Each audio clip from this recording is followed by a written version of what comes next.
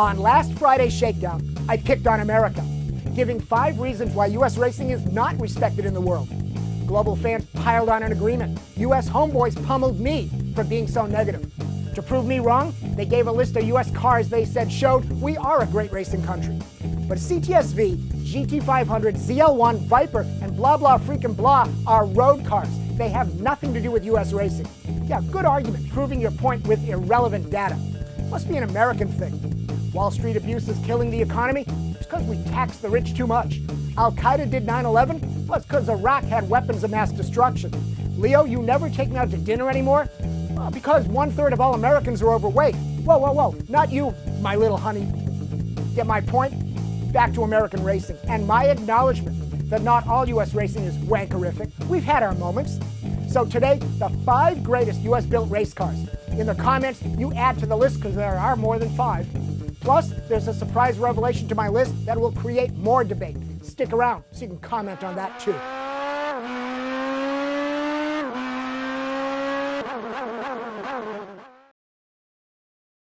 I did not include NASCAR on last week's list of why American racing gets no global respect. But I wonder if Toyota being in NASCAR influenced them to think it okay to have the GT86, Scion whatever, and Subaru BRZ look the same. You know, all NASCARs look alike, so why not? But Subi is already breaking the mold. The BRZ GT300 Super GT race car launched at the Tokyo Motor Show. In-your-face speed racer wannabe and Toyota CEO Akio Toyoda. Okay, let's count down the 5 greatest U.S. racing cars that prove America knows speed. Number 5, Top Fuel dragsters. One of the most purely American racing machines ever invented. Crazy noise, 5 G's acceleration, 6,000 psycho horsepower, each V8 cylinder making more power than a whole NASCAR engine. The supercharger sucking up 400 horsepower just to drive it. The electrical charge to the spark plug equal to the output of an arc welder. Top Fuelers hit 280 miles an hour in 600 feet, travel 4 football fields in 5 seconds. America, fuck yeah. Number 4 greatest U.S. race cars, the 1969-70 Trans Am cars.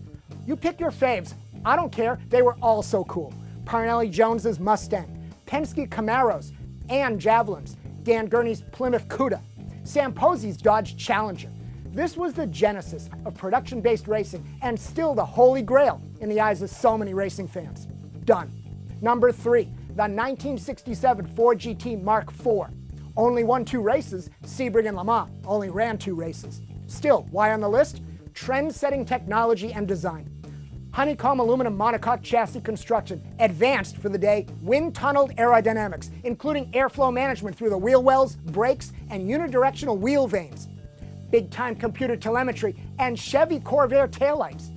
See, building the Mark IV fleet of race cars was a real time crunch, with no time to design tail lamps, but keeping everything on the Mark IV lightweight was part of the success plan. So a crew guy was sent to the local parts store to buy the lightest lights. Physically weighing the choices, Corvair lamps won the day and ultimately Le Mans. Mark IV was so awesome that one day after its 24-hour win, they changed the rules to ban the car. Number 2 great American race car, the STP Turbine IndyCar. 1967 again, and a car that also got the rules rewritten because it was so scary a game changer.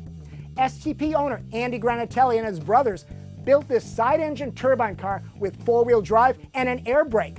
It was different, fast, and had those Midwestern Indy 500 traditionalists as scared as an Irish mom meeting her son's Korean girlfriend. Parnelli Jones sandbagged through qualifying to hide from the rules makers. Green flag, PJ banged the throttle in PJ style, passed the 5 cars in front of him in the first half lap, took the lead and set a track record on the first full lap, led the most laps, 171, then lost to a $6 bearing failure 4 laps from the end. I can't recall if the car ever ran again, but across the world everyone knew about this American race car. And number 1 on the list of great American race cars, Chaparral. Any of them, most of them.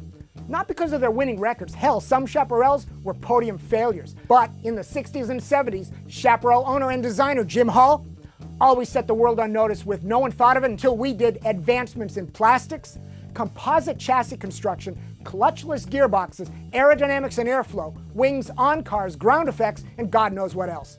The Chaparral 2E wing car and the 2J vacuum cleaner ground effects car are icons of American race car innovation.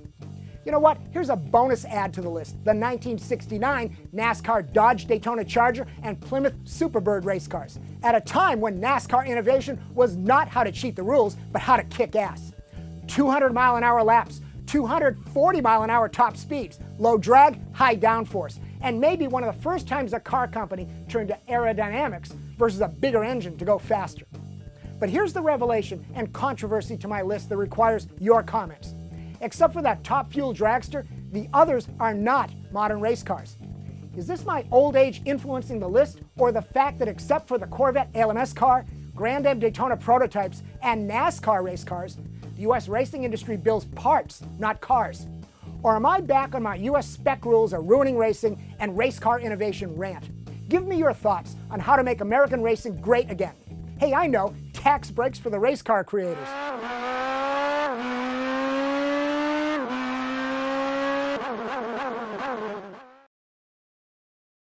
Here's another scary revelation to my list.